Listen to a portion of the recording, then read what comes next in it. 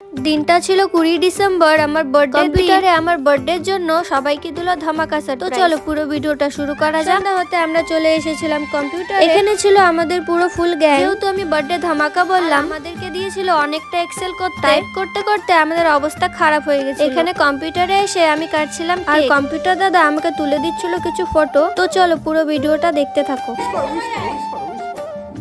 আমাদের বার্থডে গান বড় করে গান করো, বড় হয়ে গেছে 18 বছর হয়ে গেছে। তোর জন্য তো আমরা স্কুলে গান গাই। মোট 18 সাল হয়ে গেল। গানটা লাগা 18 সাল। 18 সাল গানটা লাগিয়ে দাও।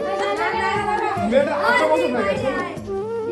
কি রে দীপা কেক কাটাই বাবা প্রতি খানা পর আগের বছর মাছের মতো আমরা গান করি। Happy birthday